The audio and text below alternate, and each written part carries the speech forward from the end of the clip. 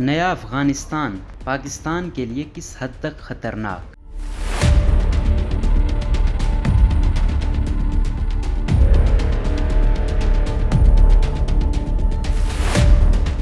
افغانستان بہت تیزی سے تبدیلی کے عمل سے گزر رہا ہے۔ سوال یہ ہے کہ نیا افغانستان کیسا ہوگا اور پاکستان کے ساتھ اس کے تعلقات کی نوعیت کیا ہوگی؟ جب ہم اس سوال کے جواب کی تلاش میں نکلتے ہیں تو کچھ اور سوالات بھی ساتھ چل پڑتے ہیں۔ امریکہ نے افغانستان میں افواج پر اربوں ڈالر خرچ کیا اور ایک طاقتور اور تربیت یافتہ فوج پیچھے چھوڑ گیا، لیکن اس کے باوجود طالبان بغیر کسی مزاحمت کے تقریباً 85% افغانستان پر قابض ہو گئے ہیں۔ سوال یہ ہے کہ ان کے سامنے مزاحمت کیوں نہیں کی گئی؟ کسی تصادم کے بغیر طالبان کی پیش قدمی محض اتفاق سمجھا جائے یا اس میں کچھ حسن اتفاق بھی شامل ہے؟ افغان فوجی نہیں، افغان وارلارڈز بھی ان 2 اشروں میں امریکہ کے ساتھ کھڑے تھے اور انہوں نے غیر معمولی وسائل حاصل کیے، لیکن یہ سب مل کر بھی تاحال کسی مزاحمت کو جنم نہیں دے سکتے۔ یہ کیا معمہ ہے؟ کہیں ایسا تو نہیں کہ اب کی بار طالبان پیش قدمی سے پہلے کچھ بڑی بین الاقوامی قوتوں سے معاملہ کر چکے ہوں؟ بظاہر تو حساسیت کا یہ عالم ہے کہ سوشل میڈیا فورمز پر لوگ طالبان کا نام تک نہیں لکھ رہے اور اس کی جگہ اسٹوڈنٹس کی اصطلاح استعمال کر رہے ہیں، کہیں ان کے اکاؤنٹ پر ضابطۂ اخلاق کی خلاف ورزی کا الزام نہ آ جائے۔ لیکن دوسری جانب صورتحال یہ ہے کہ امریکہ جیسی عالمی قوت نے قطر میں دعا معاہدہ انہی اسٹوڈنٹس کے ساتھ کیا ہے۔ ایک عالمی قوت جب ایک نان اسٹیٹ ایکٹر کے ساتھ کوئی معاہدہ کرتی ہے تو وہ نان اسٹیٹ ایکٹر کو بین الاقوامی سطح پر گویا ایک فریق تسلیم کر لیتی ہے۔ طالبان کی حیثیت اور ساخت کو سمجھنا ہوگا۔ کیا یہ وہی طالبان ہوں گے جو 20 سال قبل تھے، اور کیا ان کے پاکستان کے ساتھ تعلق کی نوعیت بھی وہی ہوگی جو 9/11 سے پہلے ہوا کرتی تھی؟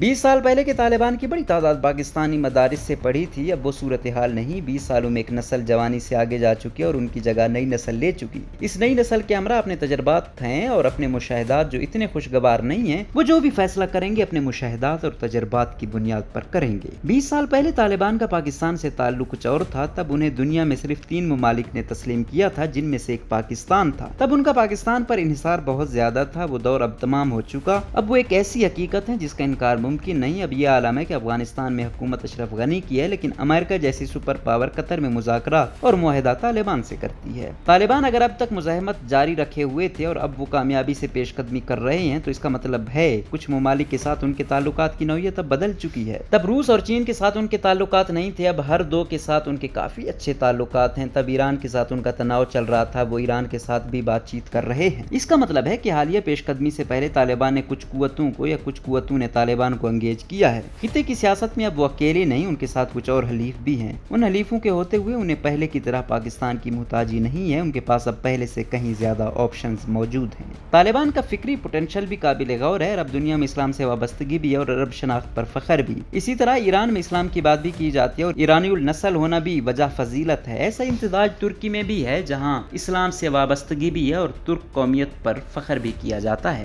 طالبان بھی آگے چل کر قوم پرست مذہبی کمبینیشن کو فروغ دے سکتے ہیں۔ ایسے میں اگر پاکستان کے ساتھ تعلقات میں کہیں تناؤ آیا تو پشتون بیلٹ میں پاکستان کے لیے مسائل میں اضافہ ہو سکتا ہے، لیکن اس کا لازمی طور پر یہ مطلب نہیں کہ پاکستان سے ان کے تعلقات کشیدہ رہیں گے۔ اس وقت اگر انہیں پاکستان کی ماضی کی طرح ضرورت نہیں تو پاکستان بھی اپنے تجربات کی وجہ سے افغانستان میں محتاط ہے اور سب کے لیے خیر خواہی کا رویہ اپنائے ہوئے ہیں۔ خطے میں سپر پاور وار کا خطرہ منڈلا رہا ہے اور پاکستان اپنے علاقے کو میدان جنگ بنانے سے روکنا چاہتا ہے۔ اس خطے میں جتنا الاؤ بھڑکے گا سی پیک کے لیے اتنا ہی نقصان دہ ہوگا۔ سی پیک سے جڑے امکانات چین کے لیے جتنے ناگزیر ہیں اس کے حریفوں کے لیے اتنے ہی ناپسندیدہ ہیں۔ چین کے حریف اگر چین کی معاشی پیش قدمی کو روکنے کے لیے خطے کو بوائل کرتے ہیں تو چین کے لیے لازم ہے کہ خطے میں امن اور استحکام کے لیے کوشاں رہے۔ اس کاوش میں چین اور روس وغیرہ اگر طالبان وغیرہ کو انگیج کرتے ہیں تو بین السطور پاکستان انہی کوششوں کا حصہ سمجھا جائے گا۔ FATF کی تلوار جب سر پر لٹک رہی ہو تو براہ راست ان معاملات میں پڑنا پاکستان کے لیے ویسے ہی فائدہ مند نہیں۔ خطے کی دیگر بڑی قوتوں کے ساتھ طالبان کا اشتراکی عمل جہاں طالبان کو پاکستان سے بے نیاز کر چکا ہے، وہیں یہ پاکستان کسی غیر ضروری بین الاقوامی دباؤ سے بھی محفوظ رکھے گا۔ چین اور روس وغیرہ کا معاملہ مختلف ہے، ان پر دباؤ آیا تو وہ اس سے نبٹ لیں گے۔ اب یہاں اکیلے کوئی ملک بروئے کار نہیں آ رہا۔ اب کنسیور شیم کی صورت معاملات طے ہوں گے۔ امکان یہ ہے کہ پاکستان کا بوجھ مقامی کنسیور شیم شیئر کرے گا۔